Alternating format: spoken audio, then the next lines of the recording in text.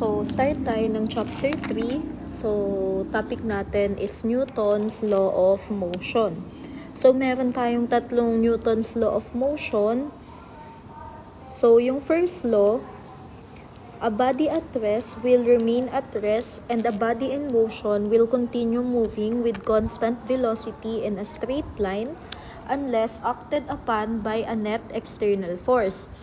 So, this means that the object don't change their motion unless merong something na nag-cause them to change it or yung kung nagalaw yung object na yon.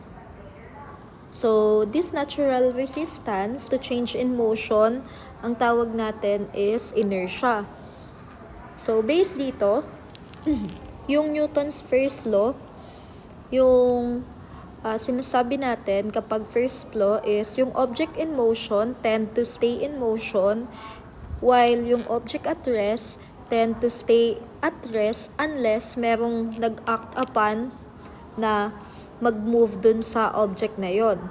So, yung second law naman, ang ine-imply natin is force equal mass times acceleration. So, i-apply natin yung formula ng force which is equal siya sa mass, then imumultiply natin yung mass sa acceleration. Then, for the third law, for every action, there is an equal and opposite reaction. So, ito yung mga laws of motion natin. So, start muna tayo sa una, which is yung Newton's first law. So, ang mga ginagamit nating formula for this one is yung 3.1 natin, summation of F is equals to 0. So, ito, this is idea or ideal para sa first condition ng equilibrium. So, summation of F is equals to 0.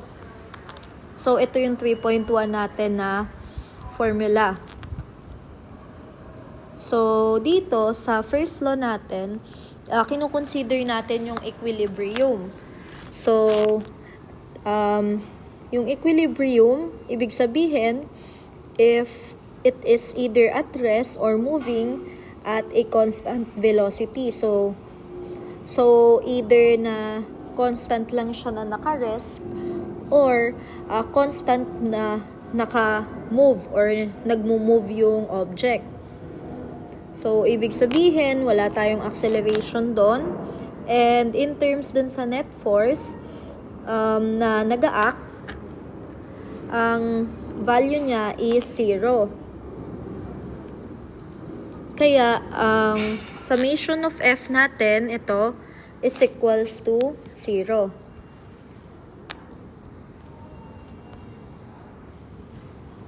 Wait lang, sorry. Nawala. Ayan. So, sa page 59 ng book ninyo, makikita natin yung formula na 3.2. So, if the object is not moving at all, ang tawag natin dito is static equilibrium. Diba sabi natin, sa first law, pwedeng dalawa yung option. Pwedeng yung object is moving, so constantly moving siya. Yung pangalawang option is yung object is not moving at all. So, ibig sabihin, ang tawag natin doon is static equilibrium. So, dynamic equilibrium naman, if yung object is moving at a constant speed in a straight line. So, ito yung dalawang equilibrium natin. So, pag sinabi nating static equilibrium, yung object natin is not moving at all. While when we say dynamic equilibrium, yung object natin is moving at a constant speed. So, ngayon, we need to consider yung 3.2 natin, wherein, diba yung forces natin is meron tayong nasa X and Y axis. So, i-consider natin yung X and Y axis. So, kailangan ito yung gagamitin nating formula kapag ka ang hinahanap is forces between x-axis and y-axis. So, again, formula 3.2, summation of f sub x is equals to 0. So, ito ay para sa x-axis natin. So, x-axis. Then, yung para sa y-axis natin, summation of f sub y. So, ito, y-axis is equals to 0. So, ibig sabihin, both yung vertical direction and yung horizontal direction natin is equals to 0. Since based dito sa formula natin, or yung sa 3.2 natin, yung summation of f sub x and summation of f sub y is both equal to 0. So, meron tayong tinatawag na single point. So, ibig sabihin, ito yung particle natin. So, tawag natin ay single point or particle. So, kapag kayong mga point na to, kunyari, si point 1, nag-meet kay point 2. So, yung pag-meet nila, ang tawag natin doon is concurrent forces. So, single point or particle, kapag ka si point 1 and point 2 nag-meet, ang tawag is concurrent forces.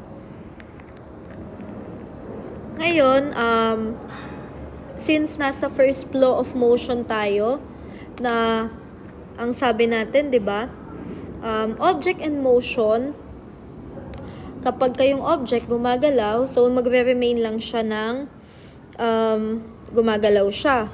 While kapag yung object is naka-rest, magre-remain siya ng naka-rest unless may gumalaw dun sa object. So, yun yung logic natin for the first law of motion. Ang tawag natin sa object na not moving at all is static equilibrium. While kapag yung object is moving at a constant speed, tawag natin is dynamic equilibrium. So, punta tayo dito. Yung steps kung paano tayo mag-solve ng equilibrium. So, una, or yung number 1, is magdodrawing tayo ng free body diagram or yung tinatawag nating FBD.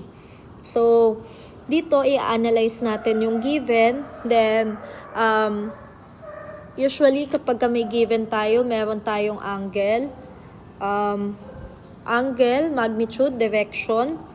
So, mabilis natin ma-identify kung nasa x or y axis ba siya. Then, kung ano yung angle niya, mabilis natin siyang madodrawing sa free body diagram. Second step is yung pagdodrawing natin ng force vectors. So, ito na yung sinasabi natin na meron tayong direction and ililabel natin kung ano yung magnitude ng mga points natin. Step 3, choose a coordinate system. So, since meron tayong dalawa, so, meron tayong x-axis and y-axis. So, pag sinabi x-axis, so sa x-axis tayo mag-a-analyze. While pag sinabi sa y-axis lahat, so sa y-axis natin i-analyze yung mga coordinates and yung direction natin. Pang-apat, apply equilibrium equation. So, di ba sabi natin sa equation 3.2, since meron tayong dalawang part ng para sa first law of motion, pagka dito sa pag-apply natin ng equilibrium equations para matouch natin both nung x and y axis, ang gagamitin natin yung equation 3.2 wherein summation of f sub x is equals to 0 and summation of f sub y is equals to 0. So, itong x direction to 0 ito yan. So, ito ay x-axis. Yung y direction to 0, this one is y-axis. Then, last naman is yung pag-solve natin sa unknown. So, gagamit tayo ng mga formula para ma-solve natin kung ano yung value na kailangan natin na hanapin. So, proceed tayo. Proceed tayo sa example 3.1. So, tension forces and equilibrium analysis.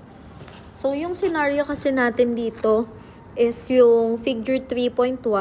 I-analyze natin yung equilibrium nung given with respect dun sa Newton's first law of motion. So, first law pa lang tayo. So, i-apply natin yung mga formula na na-encounter na natin. So, sa letter A, given yung mass natin, so, mass natin or yung M is equals to 20 kg. So, suspended by 2 cords. So, meron tayong dalawang cord. So, may T sub 1 and T sub 2 tayo dyan. So, in terms ng angle, yung T sub 1 or yung cord 1, so, lagyan natin cord 1 and cord 2. So, yung cord 1, yung value niya is, wala pala siyang value. So, ang meron lang sa cord 1 is yung angle. So, given yung angle na 30 degrees. While si cord 2, ang angle niya is 50 degrees.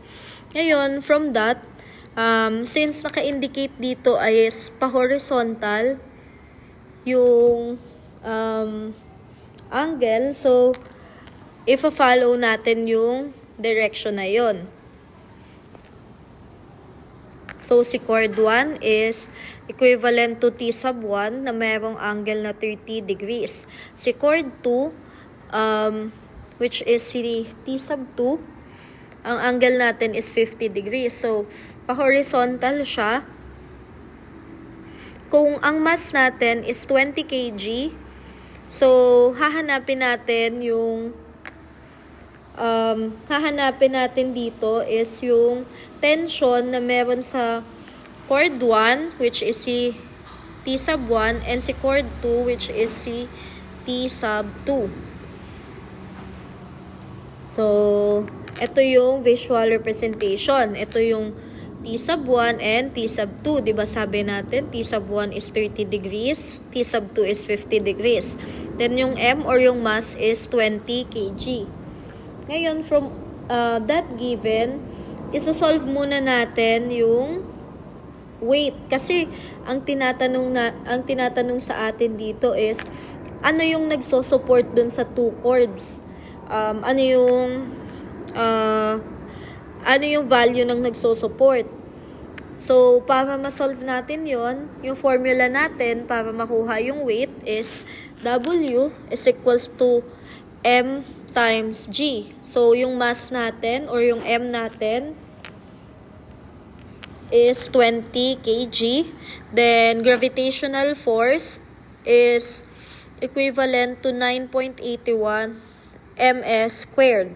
So, kapag minultiply natin, since based dito sa formula natin para makuha yung W or yung weight, ipagta-times lang natin yung mass and gravity natin. So, 20 times 9.8 ms squared is equals to 196.2 Newton. So, ito yung nakuha nating answer. So, 196.2 Newton. So, ngayon, since nakuha natin yung 196.2 Newton, pwede na nating ma-solve yung T sub 1 and T sub 2 natin. So, etong dalawa. By applying yung first condition ng equilibrium. So, dito, kailangan natin is yung total force sa x direction must be 0 and yung total force sa y direction must also be 0.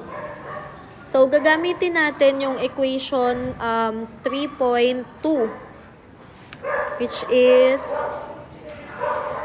wait lang. So, ito yon 3.2. So, pag ginamit natin, ang ingay ng aso. Sorry. So, pag ginamit natin, so, consider natin yung total force ng x direction. So, para ma-solve natin yun, summation of f sub x is equals to 0. Then, summation of f sub y is also 0. So, di ba kapag nasa x-axis tayo, yung ginagamit natin is cos. Kaya kapag x-axis, usually cos yung ginagamit natin. So, ang gagawin natin, t sub 2 cos 50 kasi yung value ng t sub 2 natin sa angle ay 50 degrees. Ngayon, ima-minus natin siya dun sa t sub 1 na may 30 degrees. So, makukuha natin yung 0.642 para sa t sub 2 minus yung sa t sub 1 is 0.866 t sub 1. So, dapat yung 0 yung total force. Kaya meron tayo ditong value na 0 kasi dapat 0 yung total force based dun sa ating rule na yung total force sa x direction must be 0 and yung total force sa y direction must also be 0. So, kaya 0 yung nilalagay nating mga value dyan. So, punta tayo sa y. So, summation of f sub y is equals to 0. So, same lang yung approach. Pero since nasa y-axis tayo, ang gagawin natin is nakasign yung isosolve natin. So, t sub 2 sine 50 degrees. So, given naman kasi yon plus yung t sub 1 sine 30 degrees. So, ima-minus natin yung nakuha natin na weight which is yung W is equals to 196.2 Newton. So, minus natin yung nakuha nating weight which is 196.2 Newton. So, di ba dapat 0? So, 0 pa rin yung ilalagay natin dito.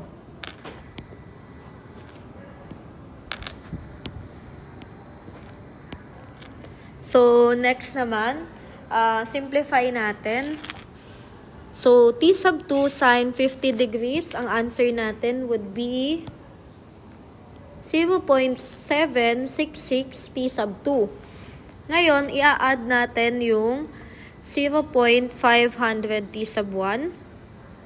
So, para makuha yung 0.500 t sub 1, isosolve natin is yung sine 30 degrees. So, makukuha natin ngayon yung 0.500. Then, bring down lang natin yung 196.2 natin. Ngayon, since nakuha na natin both yung t sub 1 and t sub 2 para sa A, so nasagot na natin to. Ngayon, ang isosolve naman natin is yung letter B natin. So, punta muna tayo sa kailangan natin gawin. So, in figure 3.1B, yung mass pa rin is 20 kg. Tapos, yung drawing pa din is meron tayong dalawang chords. So, ang angle is 40 degrees. Since indicated naman na 40 degrees from the ceiling. So, ibig sabihin sa taas. Ito, so ceiling. Kaya, yung visual representation natin dito sa 3.1B, from ceiling siya nag-start ng T sub 3. So, ang kailangan natin is i-calculate natin yung tension na meron kay T sub 3 and T sub 4. So, ano ba yung value ng tension between T sub 3 and T sub 4? So, yun yung hahanapin natin. Kaya, ang question mark dito is yung value ng T sub 3 and T sub 4. So, gawin natin.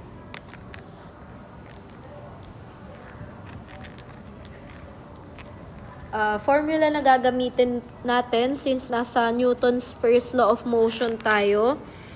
Gagamitin pa rin natin is yung 3.2 na formula. Wherein, i-consider natin both yung x and yung ating y-axis.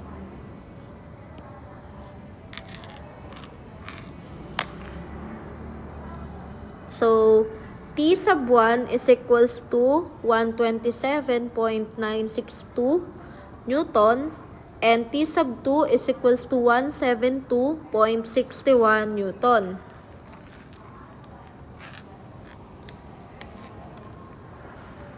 So, proceed tayo sa paghanap ng T sub 3 and T sub 4 value. So, para makuha natin yung T sub 3 natin and T sub 4, ang gagawin natin is, since kapag ka nasa x-axis tayo, di ba, nilalagay natin is cos. So, yung T sub 3, 40 degrees yung angle. T sub 4, since yung T sub 4, walang binanggit kung anong angle, 0 yung nilalagay natin. So, sin 0 degrees plus sin 40 degrees. So, magkakaroon tayo ng 0.643. Tapos, magiging 196.2.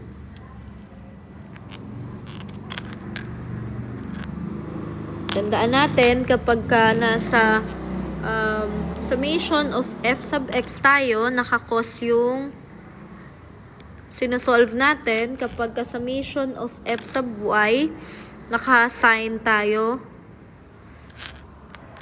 para makuha natin yung final answer. So, since saan na ba tayo? So, since alam natin na yung weight is 196.2 Newton, i-divide natin siya into sin 40. So, makukuha natin yung 305.132. So, pag T sub 4, ang final answer natin is 233.731. So, naka-Newton. Ay, mali. Naka-highlighter yung ano. So, parehong naka-Newton.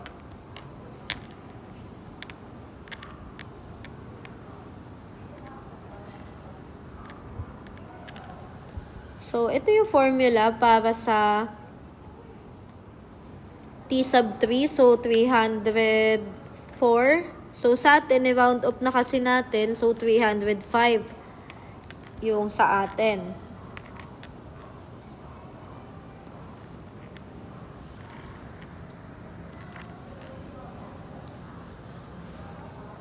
So, sa letter C naman, isa-solve natin yung, tingnan natin kung ano isa-solve.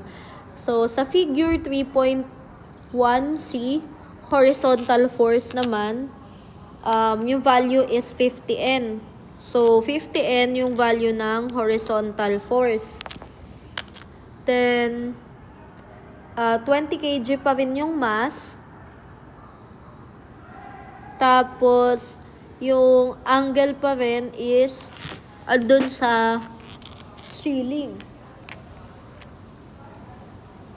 Ngayon, ang kailangan nating hanapin para sa figure 3.1c is kung ano yung tension dun sa angle, which is ito, na nagsatisfy dito sa condition ng equilibrium natin. So, ano yung value nito? So, ito yung naka-question mark. Value ng angle.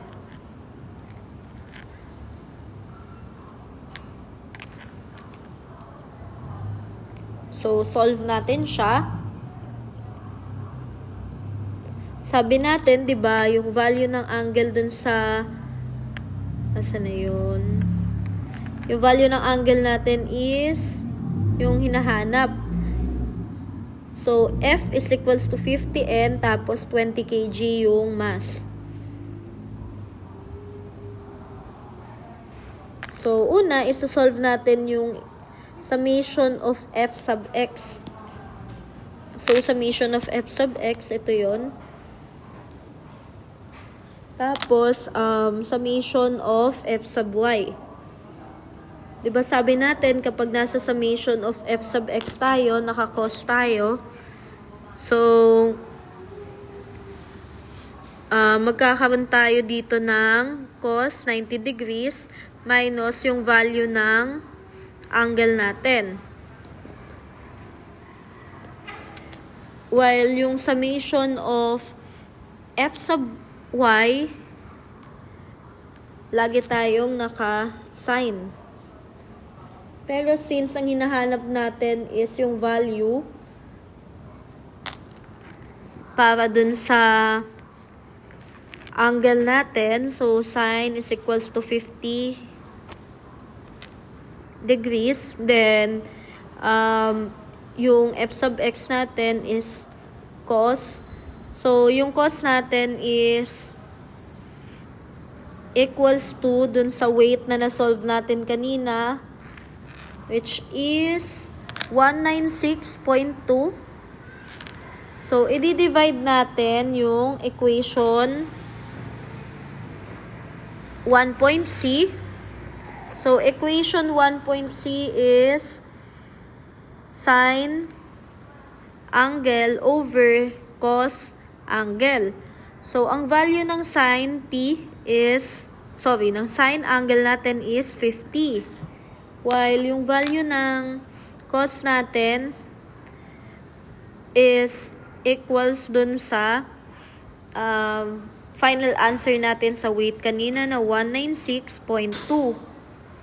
So, next natin is gagawin natin yung value ng tan natin. So, magiging 0.255.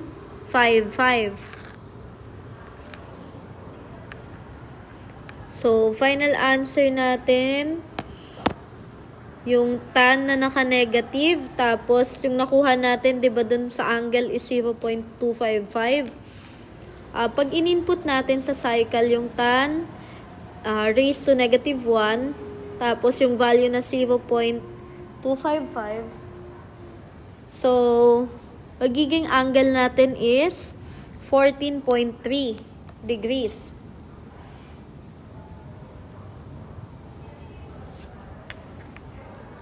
So, ngayon, isa-substitute natin yung 14.3 degrees natin para makuha natin yung value ng T natin.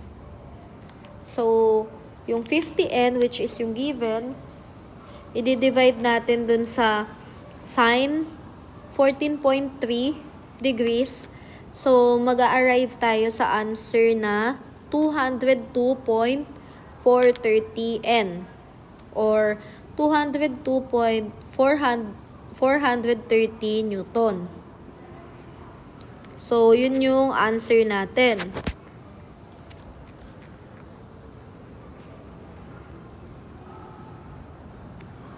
So, punta tayo sa Newton's second law of motion. So, dito, law of acceleration yung approach natin. So, sa definition, yung Newton's second law, yung force natin is equals dun sa mass times acceleration. So, ito yon. This one is force. Itong M, mass. Itong A, acceleration. So, ito yung formula na pwede natin gamitin. So, F is equals to ma. So, pag sinabi nating acceleration, ito yung measurement on how quickly an object is changing speed. So, yun yung definition for acceleration. So, since nasa Newton's second law tayo, the acceleration of an object is directly proportional to the net force acting on it and inversely proportional to its mass.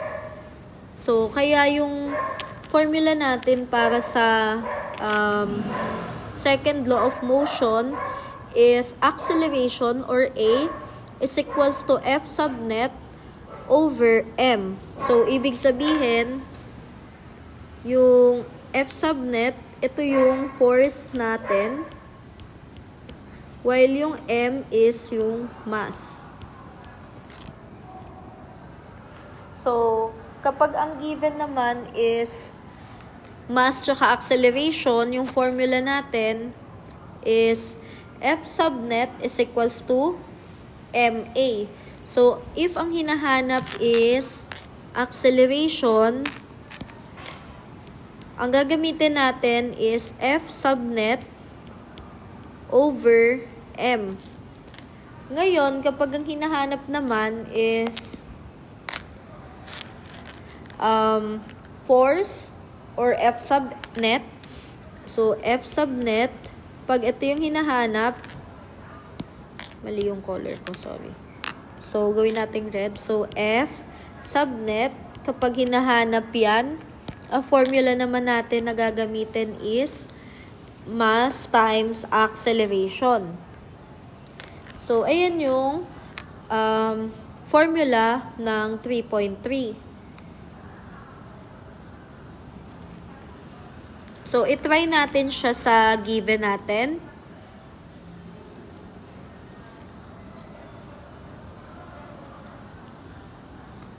So, ito, given natin is F is equals to 45N. And yung M natin is equals to 18 kg. Tapos, sa-substitute na lang natin. So, pansinin natin, ang given is F at saka M.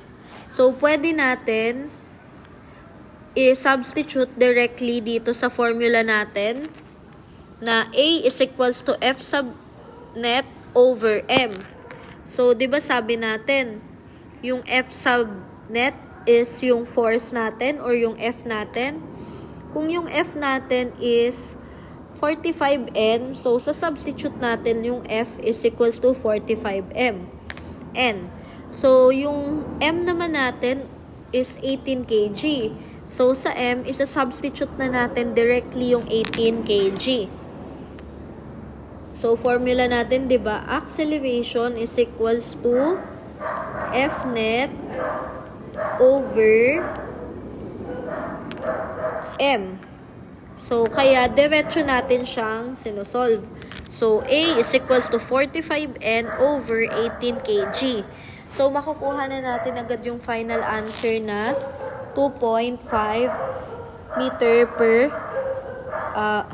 meter per second squared.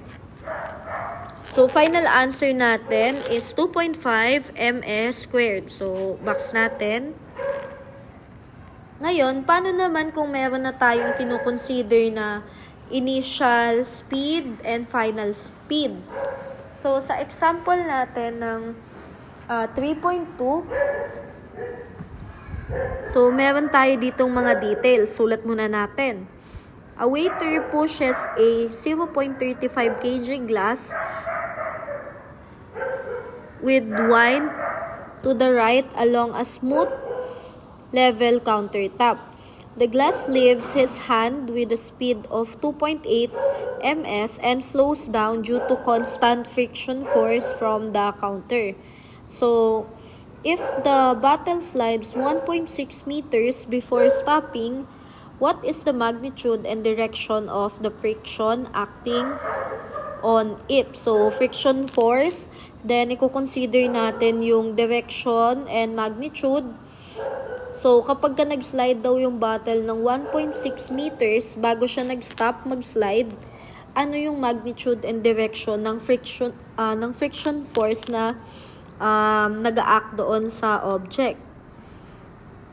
So, kung ang weight or ang mass ng glass is 0.35 kg, yun yung M natin. So, kaya yung M natin yan, 0.35. Then, yung initial speed natin, 'di ba? Yung speed is minention na 2.8 ms. So ibig sabihin, yung initial speed natin is 2.8 ms. So ngayon, ang kailangan natin hanapin is yung final speed and ano yung distance traveled. So, since, diba yung formula natin dito, acceleration is equals to F sub net over M or pwedeng F sub net is equals to MA. Ngayon, pag in-apply natin dito, ang applicable sa kanya is yung F is equals to MA. Since ang hinahanap natin is yung force, so, ito yon hinahanap natin, force. So, ang gagamitin nating formula is MA. So, ipag-multiply lang natin. Since both given naman yung value ng mass and madali lang naman natin makukuha yung value ng acceleration. So, itry natin siya. So, based dun sa kinematics natin, diba, nung last time, nung diniscuss natin, sa kinematics equation, kailangan i-consider natin yung initial and yung final value.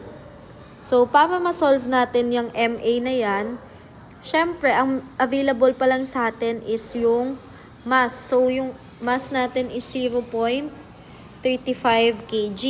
Pero yung A natin, yun yung acceleration, hahanapin natin. So, para mahanap natin, gagamit tayo ng formula para makuha yung acceleration. So, sa kinematics, nung chapter 2, kailangan natin is yung V sub F minus yung V sub 0 or yung initial. So, V sub F, yung final natin, minus yung initial na V sub 0 natin. Since alam natin na yung final natin is 0 kasi 'di ba nag-stop siya. So yung final speed niya is equals to 0. I-minus natin yung initial speed niya na 2.8 over 2s. So yung s natin is yung distance traveled which is 1.6 meters. So pag sinycle natin to, 0 minus 2.8 squared over 2 times 1.6. Final answer natin is negative 2.45 ms squared. So, ngayon, ito na yung value ng A natin. Value ng acceleration. Value of letter A. So, pwede na natin i-apply yung simpleng rule ng pagkuha natin ng force which is F is equals to mass times acceleration. So, since sabi natin na sa second law of motion tayo, gagamitin natin ay F is equals to MA. So, yan. Gamitin natin. So, yung M natin is 0.35 kg, given yun, minus yung value ng ating acceleration is negative 2.45 ms squared. At magiging answer natin is negative 0.858 Newton. So, yun yung final answer natin. So, therefore, yung friction force natin, 'di ba, sabi natin opposite dun sa direction ng push. So, ang final answer natin is 0.858 Newton.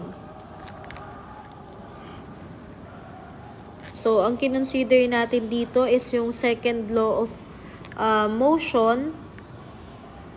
Kaya yung formula natin is F is equals to MA.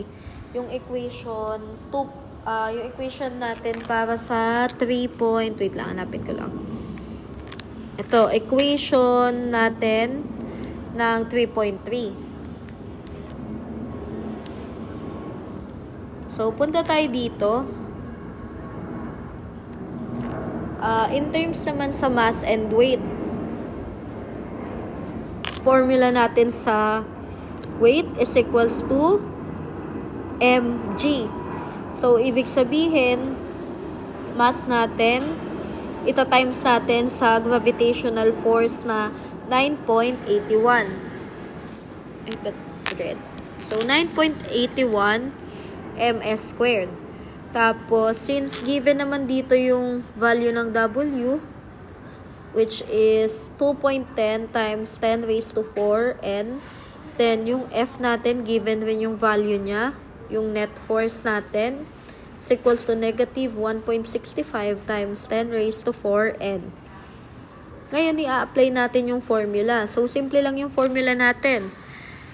Para makuha natin yung acceleration ng vehicle, so, W is equals to mass times gravity. So, dito, yung mass natin, kung titingnan natin, yung mass natin ay, wait lang, for example, so walang naka-indicate. Since wala tayong naka-indicate sa mass, ang alam lang natin is gravitational force, which is yung 9.81 ms squared. Ang gagawin natin is gagamitin natin yung force. So, simplify natin para makuha natin yung acceleration. Since walang mass and yung gravitational force lang yung available, so laruin natin yung mga formulas na meron tayo. Since acceleration yung hinahanap, so, yung A, yung missing. So, yung force natin over M, hindi rin natin siya masosolve, diba? So, hindi rin to. So, kapag ka-force over W over G, hindi rin natin siya masosolve kasi wala tayong mass. Sa W, diba, ang formula, W is equals to mg. So, wala tayong mass. So, di natin ito magagamit. So, ang pinaka pwede natin gamitin for this problem is yung F. So, F, ito times natin sa gravitational force na 9.81 over W na 2.10 times 10 raised to 4 N. So, ito yung pinaka pwede natin gamitin para makuha natin yung acceleration with respect dun sa hinahanap natin. Since yung W is equals to mg, so, yung sa mass naman, para makuha natin yung mass, so, W over G, or yung 2.10 times 10 raised to 4 N divided by yung gravitational force na 9.81 ms squared. So, gawin natin yon. So, final natin na formula is, sulat ko na lang. So, acceleration is equals to F which is yung negative 1.65 times 10 raised to 4n. Tapos, sa times natin yung gravitational force na 9.81 ms squared over yung weight na, yung W natin is 2.10 times 10 raised to 4n. So, input lang natin yung details na to sa cycle. So, final answer would be negative 7.708 ms squared. So, ito yung ibabox natin. So, again, ang ginawa natin,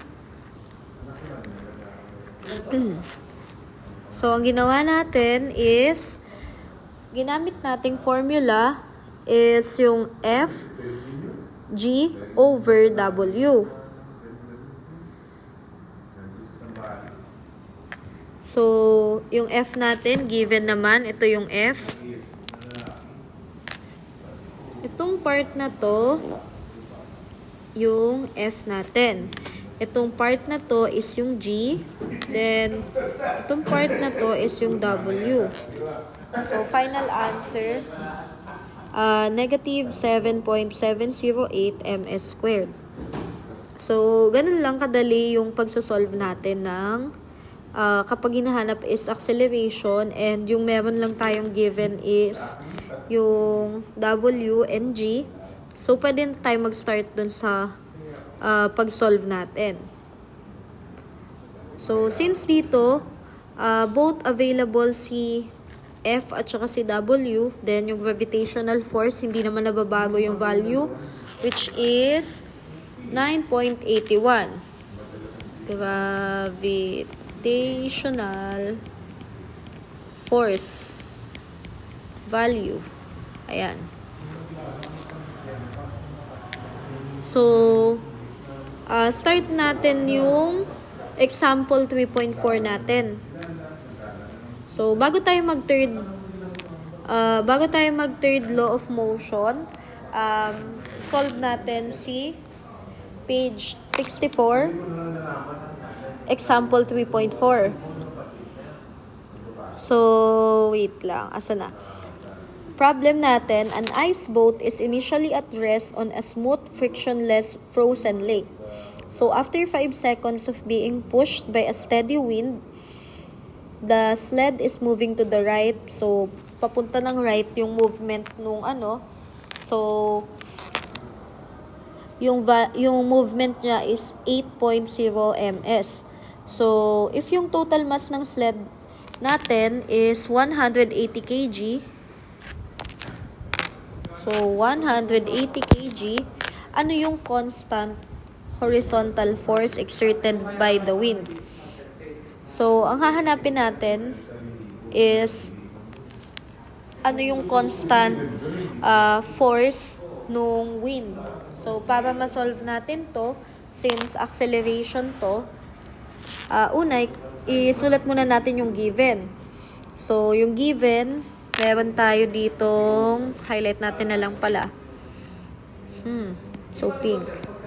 So, 5 seconds. Moving ng right ng 8.0 ms. Then, yung initial niya is 0 kasi wala naman siyang kasi initially at rest. So, ibig sabihin, yung value niya is V0 is equals to 0. Kasi kapag at rest yung object, automatic 0 yung initial value niya. Then, meron tayo ditong 180 kg. So, ayan, pwede na natin ma-solve. So, based dito sa given natin, yung formula na pwede natin gamitin is yung paghanap natin sa A. So, kung available yung value ng ating V sub 0 and V sub F over T, pwede natin na i-substitute yon. So, sulat natin. So, acceleration is equals to V sub F minus V sub 0 over T. So, Diba yung V sub F natin is 8 ms. So, 8. Ma-minus natin dun sa initial yung V sub 0 is equals to 0. So, 0.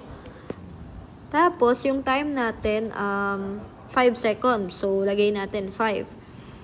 So, pag sinolve natin, final answer natin is 1.6 m squared. So, ito na yung final answer natin. 1.6 m squared.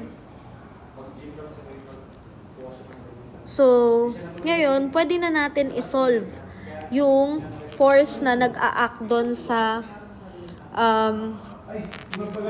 ito, yung constant horizontal force na nag-a-act. So, pwede na natin yun ma-solve. Since nakuha na natin yung value ng acceleration, which is, wait lang, 1.6 ms squared. So, solve na natin ngayon yung constant horizontal force. So, ito, constant horizontal force. So, ang gagawin natin, F sub W, since alam na natin yung value ng M natin or yung mass natin kasi nasa given naman siya. So, 180 kg. So, this one, yung value ng mass, ito times natin dun sa acceleration na nakuha natin, which is yung 1.6 ms. So, makukuha na natin yung constant horizontal force natin, which is 288 N. So, ayan to yun. 288 N. So, ang formula na ginamit natin, na-recap lang natin. So, for acceleration, formula natin, A is equals to V sub F minus V sub 0 over T. So, kapag ka naman, ang formula natin dito sa pangalawa, so, diba, F is equals to M, which is yung mass natin, times acceleration. So, yun yung mga ginamit natin para makuha natin yung final answer na 1.6 ms squared at 288 N. So, third law of motion. Law of action and reaction. So, sabi natin, for every action, there is an equal and opposite reaction. So, i-apply natin siya sa mga given example natin. So, dito, sa third law of motion, meron tayong tinatawag na friction force. So, meron tayong dalawang type niyan. Two main types ng friction, static and kinetic friction. So, friction is equals to UN. So, pwede nating magamit yung formula na to, yung 3.4 and 3.5. Pero since sa 3.4, friction is equals to coefficient ng friction, the normal force, ipag-multiply lang natin. While kapag ang hinahanap naman is coefficient of friction, formula naman natin is F over N. So, gagamitin natin dito is yung tan angle natin. So, lagyan ko lang ng color. So, 3.4, 3.5. So, try natin siya sa given kung paano natin magagamit si coefficient of friction kapag siya yung nawawala, ito. Or kapag ang nawawala naman is yung F with respect dito sa third law of motion na law of action and reaction. So, try natin siya. Example, 3.5. If you want to push 63.2 kg wooden cabinet across the floor. So, to get it moving, kailangan natin mag-apply ng horizontal force of 270 N. So, after na mag-slide nun, syempre, nagmo-move pa rin siya. So, meron tayong constant speed dun sa force na yon. So, ang value nun is 210. Tapos, ang tanong natin dito, ano yung mga coefficients ng static and kinetic friction? So, di ba sabi natin kanina, meron tayong two types ng friction. So, static and kinetic. So, yun yung hahanapin natin dito for example 3.5. So, since sa given natin, ang mga important values ay yung mass na 3.2 kg na cabinet, then yung T sub 1 is yung 270 N, and yung T sub 2 natin is yung 210 N. So, moving at a constant speed, itong 2.70 horizontal force. So, pag drawing natin siya sa free falling diagram, ganito yung itsura niya. So, una, yung mass natin is 63.2 kg. So, pababa siya. Yung T sub 1 natin, since horizontal yung force niya, dito yung direction niya. So, 270 N, yung mass is 63.2. Then, yung T sub 2 natin, may constant speed siya. So, equivalent sa 210 N. Then, same ng mass na 63.2. So, hanapin natin yung A. Una is yung static friction. So, solve natin. Formula for static friction, wait lang. So, F is equals to coefficient of friction times normal force. So, gagamitin natin is summation of F sub x is equals to 0, diba? As per dun sa first law natin. So, T sub 1 minus F sub s is equals to 0. So, yung F sub s natin is equals to T sub 1. So, di ba ang value ng T sub 1 natin is 270. So, 270 yung value ng nandito sa summation of F sub x natin. Ngayon, punta tayo kay F sub y. So, F sub y is equals to 0. So, normal force natin sa 3.4. Saan na yun? So, normal force minus W is equals to 0. So, di ba pag nagsasolve tayo ng W is equals to mass times gravitational force. So, yung mass natin is yung 63.2. So, makikita naman natin. So, mass natin is 63.2 kg. So, substitute natin yung values. So, wait lang. Yan, substitute natin yung values. Solve na lang pala natin ulit sa gilid. So, kung ang formula natin is W is equals to mass times gravitational force. So, W is equals to 63.2 kg. Times natin sa ang value ng G natin is 9.81 ms squared. 9.81 ms squared. So, makukuha natin yung final answer natin na 620 N.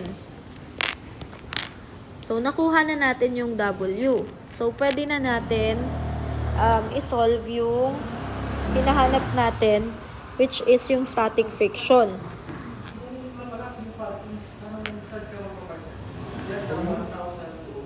So,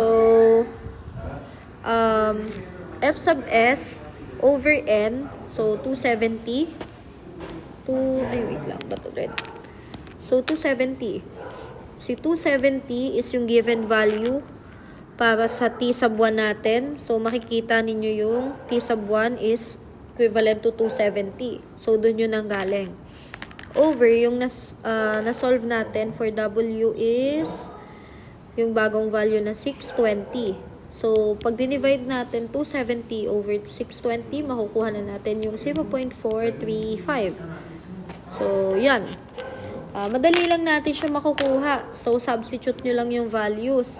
Kung ano yung nawawala, kunyari, dito sa case kasi natin na to, yung unang sinolve natin is yung value ng W. Kasi, hindi natin magagawa yung formula na to kung hindi natin alam yung value ng W. Kaya, inuna natin kung ano yung mga given na. So, may given na tayo na value para sa M. Then, gravitational force, hindi naman nagbabago. So, 9.81 m squared. Multiply lang natin para makuha natin yung value niya. So, ayan, directly substitute na lang natin yung 270 over 620. So, final answer is 0.435.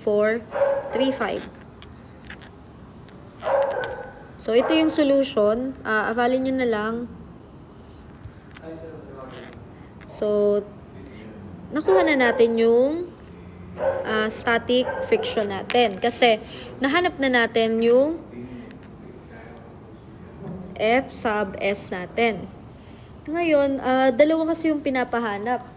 Static friction and kinetic friction. So, letter B naman yung isolve natin. So, kinetic friction naman yung hinahanap natin. So, eto na. Diba, sabi natin, summation of F sub X and summation of F sub Y is both equal to 0. So, based dun sa rule natin sa first law of motion, so, parehong equal to 0. So, T sub 2 naman siya, ima-minus natin. So, ang hahanapin natin is kinetic friction. Kaya, F sub K na yung hinahanap natin. F sub K is yung kinetic friction. Kinetic friction.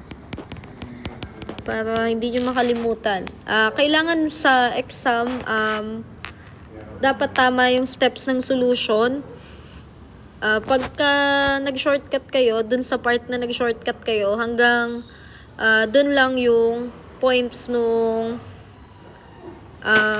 points nyo sa exam. So, kaya sinusolve ko ulit para matutunan nyo kung paano yung tamang way ng pag-solve. So, ito, static friction. Wait lang. Static friction. So, ayan. Anong page na tayo? So, solve natin yung kinetic friction. To get the kinetic friction, diba, T sub 2 minus F sub K is equals to 0. So, based yun sa rule natin sa first law of motion, sa formula natin dun sa 3.2. Kasi, with respect dun sa ating F sub X and F sub Y. So, solve natin. So, 270 and 220. Itong 270, nandun na siya sa given. Itong 620, ito yung value ng ating W. Diba, na-solve na natin kanina. So, formula ng W natin is, W is equals to M, tsaka ita-times natin sa gravitational force. So, W is equals to mg. So, makukuha na natin yon. Makukuha natin yung 620, which is yun yung kanina. Yung nandito sa static, ito. Ngayon, punta na tayo sa pagkuha ng kinetic friction. So, F sub K over N. So, itong 210, ito yung value nung T sub 2 natin. So, T sub 2 is equals to 210n. So, sa-substitute natin siya. Kaya, ang value ng f sub k is equals to 210 over yung n natin is 620. So, directly lang natin siyang isosolve. So, divide nyo lang. So, 210 divided by 620. So, 0.339 yung final answer. So, box na lang yung final answer para makikita natin agad. So, recap tayo. Yung A, final answer sa A, di ba ang hinahanap natin is F sub S, so static friction. Ang answer natin is 0.435. So, sabi naman, ang hinahanap natin is kinetic friction. So, ang value ng sagot natin dito pala ay 0.339. So, F sub K is equals to 0.339.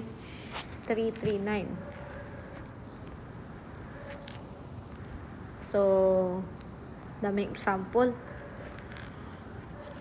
Pero sige, solve natin lahat. So, example 3.6, free body diagram. Susundan nyo lang yung direction, yung angle. Makukuha nyo na yung pinaka-drawing. So, meron tayong example 3.6. So, highlight ko na lang yung mga kailangan. So, yung angle natin is 30 degrees above the horizontal. Ngayon, yung K natin is equals to 0.40. Meron tayong tatlong kailangang isolve. So, una, ano yung gano'ng kalaki yung force na kailangan nating i-apply para ma-maintain yung motion. So, force lang to. Force yung, kung ano yung force na i-apply natin para ma-maintain natin yung motion between dito sa free body diagram natin ng figure 3.5. So, ano yung pangalawa, ano yung normal force? Then, yung pangatlo, ano yung frictional force natin? So, unahin natin yung pag-analyze. So, summation of f sub x is 0. Then, summation of f sub y is 0. So, based dun sa formula ng 3.2 natin. Ngayon, kapag nasa x-axis tayo, kadalasan natin ginagamit, diba, is cos. Then, kapag nasa y-axis, sin yung gamit natin. So, since nabanggit dito ay 30 degrees, so 30 degrees yung angle na gagamitin natin for both. So, input nyo lang yung cos 30 degrees, makukuha na natin yung value na 0.866. Minus natin yung friction natin para sa kinetic friction, itong FK. Tapos, next naman, diba, na minus na natin. So, nakuha na natin yung value ng 0.866 minus F sub K. Next natin is yung N minus W plus yung sin 30. So, yung N, since hindi pa natin alam yung value, so N lang muna siya. So, N plus 0.50t. Si 0.50t, pag inad natin sila, so magiging 620. Ngayon, since yung kinetic friction natin is yung hinahanap natin dito, so isosolve natin. So, ang mga available data, 0.40n para sa equation 1. Ang ingay, sorry. So, with respect naman dun sa equation 2, so pag na-total natin yung equation 1 na 0.866 8,660 minus yung kinetic natin with respect to N, makukuha natin is T is equals to 232.645 N. Ngayon, makukuha na rin natin yung N natin. So, magiging N natin dyan is 503.677 N.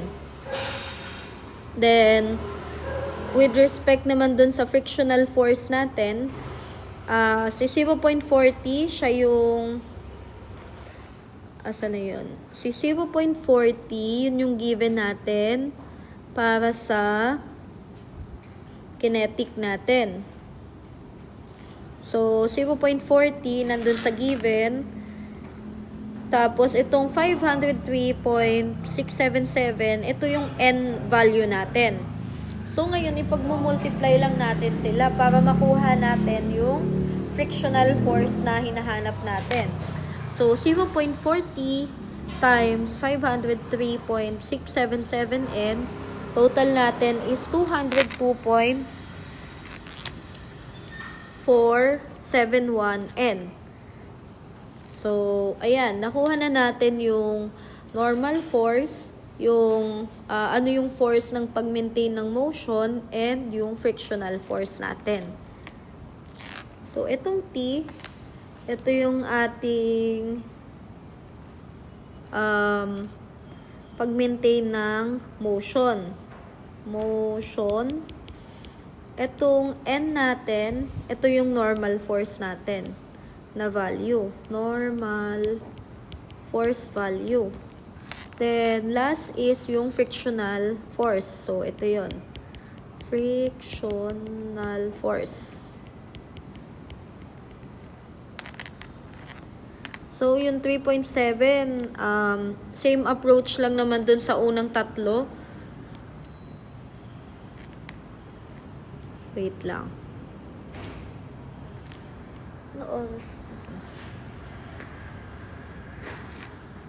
Sige, solve na lang din natin.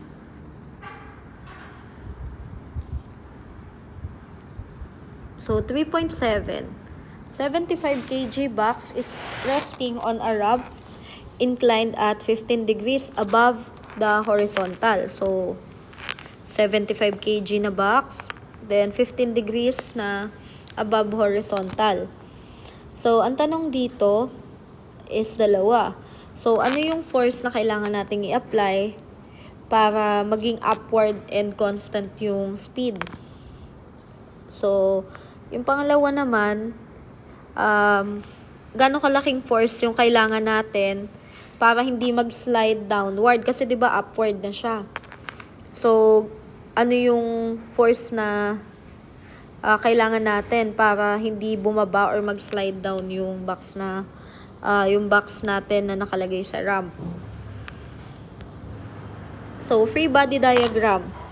75 kg, tapos 15 degrees yung angle. So, ito yung drawing natin sa figure 3.6a. Ngayon, figure 3.6b, kailangan natin is yung drawing kapag yung N natin nasa taas, tas yung weight, diba, yung nasa baba, F sub 1, then yung angle natin 15 degrees, then yung F natin. So, ayan, sa 3.6b. 3.6c, 75 degrees para hindi bumaba or mag-slide down dun sa ramp. So, maglalagay tayo ng 75 degrees, then consider yung F sub 1, yung F, tsaka yung N natin.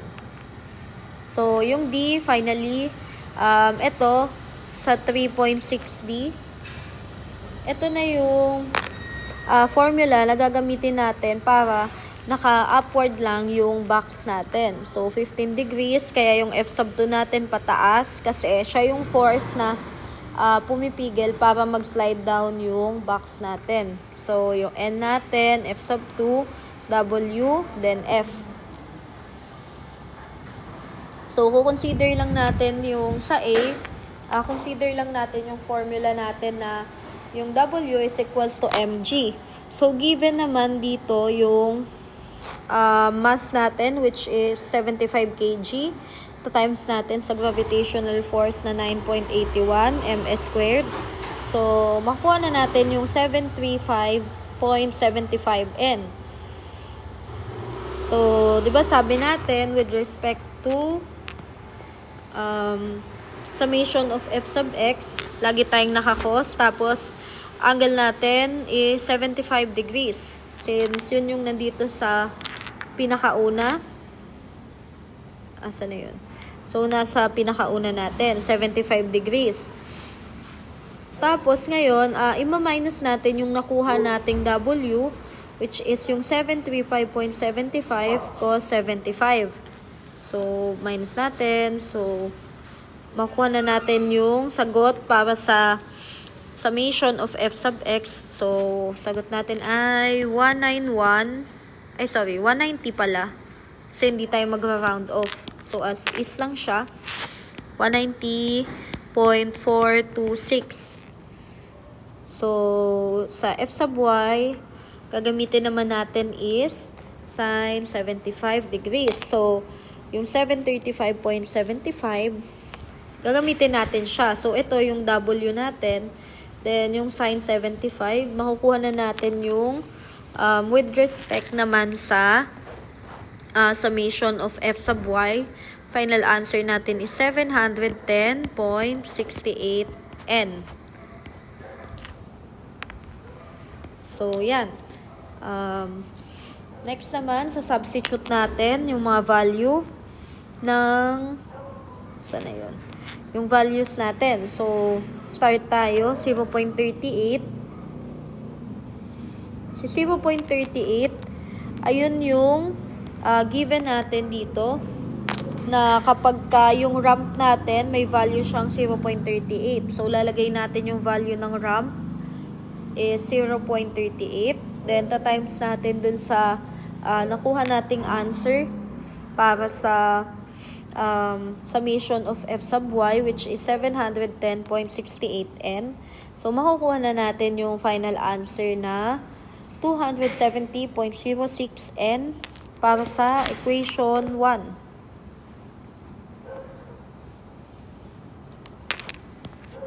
So, ito yung ramp. Ito yung summation of f sub y na answer. So, makuha na natin si f sub 1.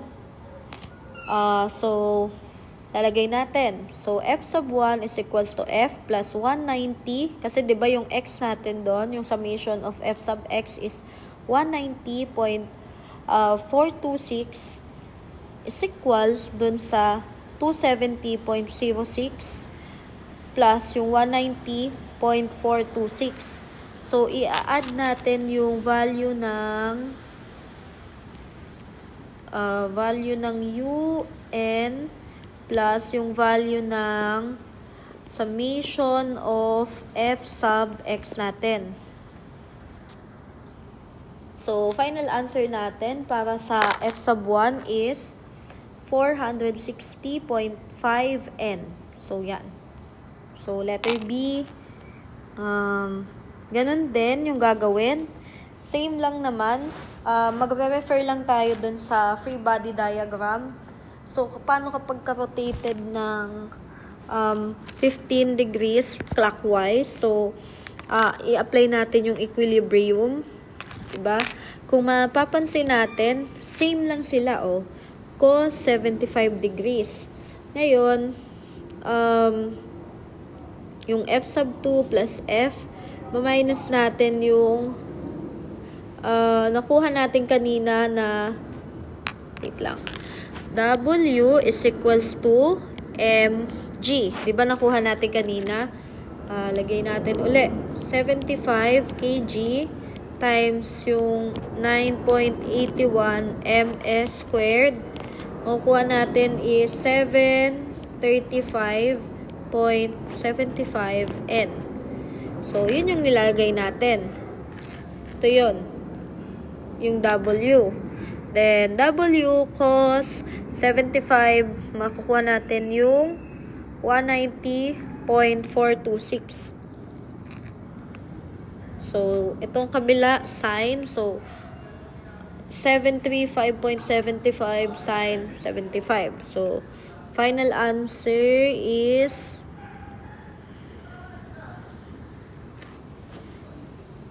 para sa N, final answer nito ay 710.68 N. Ngayon, itong 0.38, ito yung ramp. Tapos, itong 710.86, ito yung value ng f sub y, summation of f sub y. So, itong 270.06, ayan yung answer. So, pwede na natin siya, pwede na nating masolve yung f sub 2. So, para masolve natin, yung value ng un, ito, wait lang, highlight natin, value ng un, final answer, diba, 270. So, yun yung ilalagay natin. So, value ng un, ibabawas or isusubtract natin dun sa value ng 190.426, which is yung sa summation of f sub x. So, para makuha natin yung final answer. So, magiging 270, value ng un, 270.06, 270.06 minus 190.425.826. So, final answer is, makukuha na natin yung f sub 2 na 79.634 N. So, yan.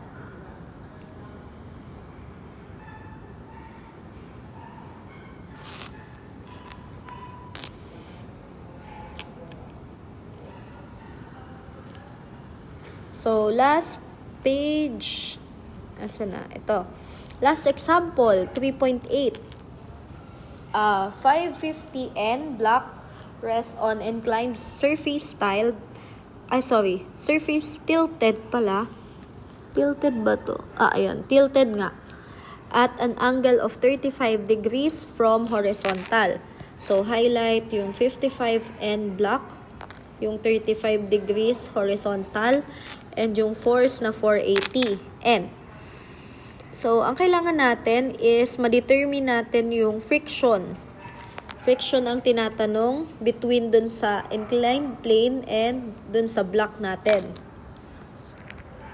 So, solve natin. Last number naman na to. So, with respect to summation of f sub x is equals to 0 and summation of f sub y is equals to 0. So, gagawin natin, formula, same lang since nasa third law of motion tayo.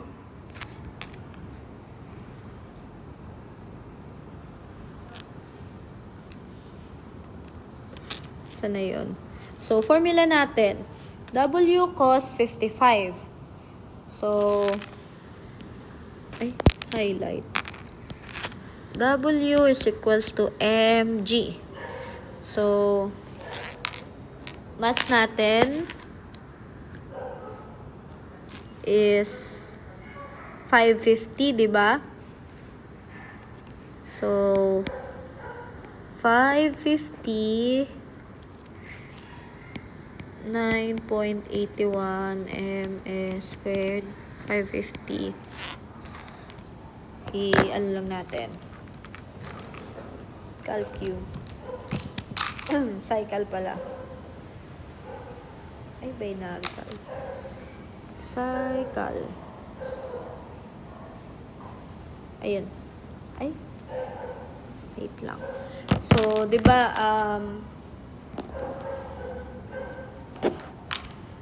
gagawin natin dito, 550 times 9.81 para makuha natin. So, W cos 55 since nasa summation of f sub x cos. Tapos, since ito namang kabila ay summation of f sub y, ang gamit natin is sin. Ngayon, tingnan ko lang yung yung angle natin dito is cos 55 degrees is equals to 0. So, 480, ima-minus natin dun sa 550 na block natin, then cos 55. Para makuha natin yung final answer with respect dito sa summation of f sub x natin. So, summation of f sub x is equals to 164.533n. So, last, yung 550 na block natin, sin 55 degrees, so makukuha natin is 450.534. Ngayon, yung formula natin para sa coefficient of friction is F over N. So, yung F natin is yung 164.533N over yung F sub y natin na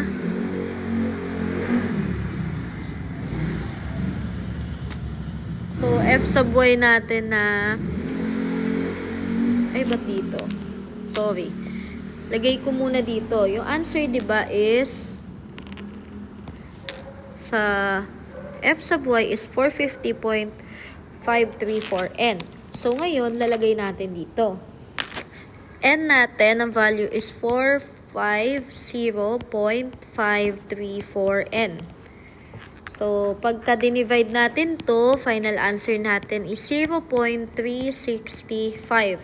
So, yan. Nakuha na natin yung final answer.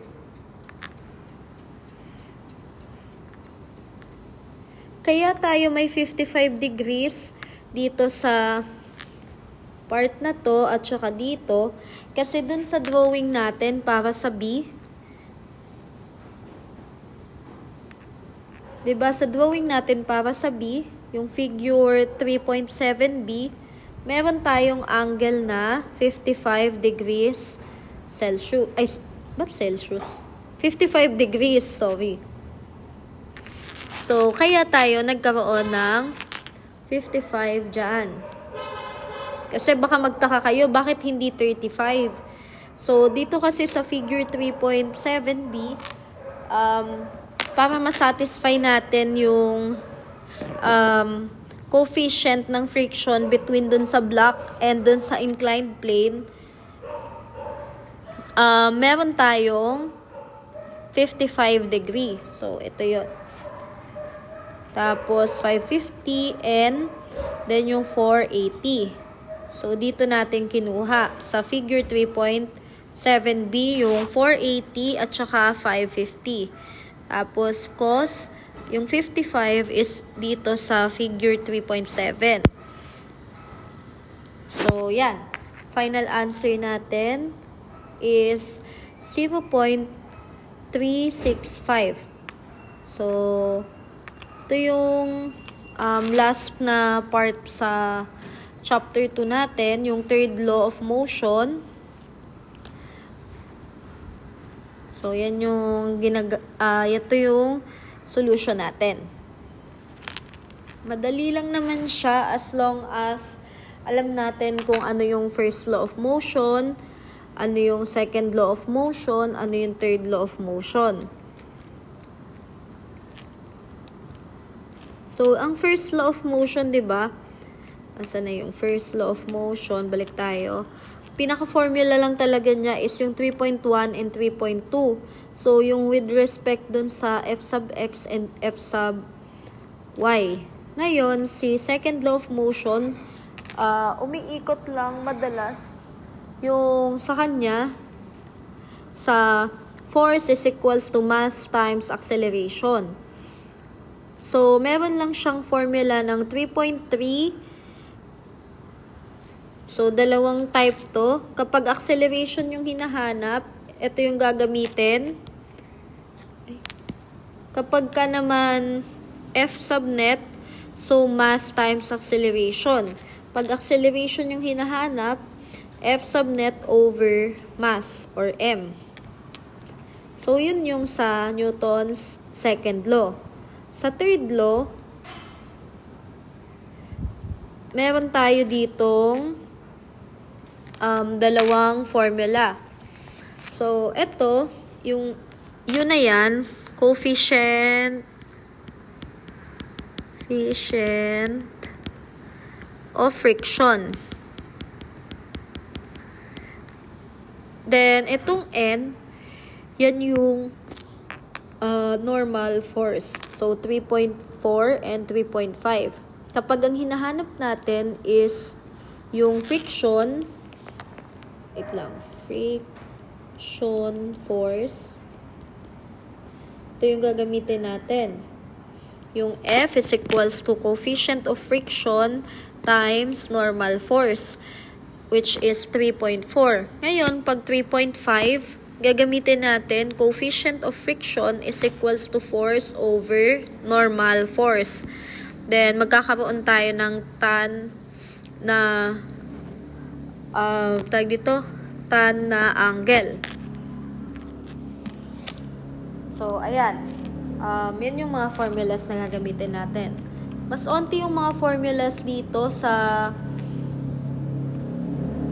chapter 3 natin compared dun sa chapter 2 na topic natin. So, dito na nag-e-end yung discussion natin. So, ito yung end natin, yung page 69.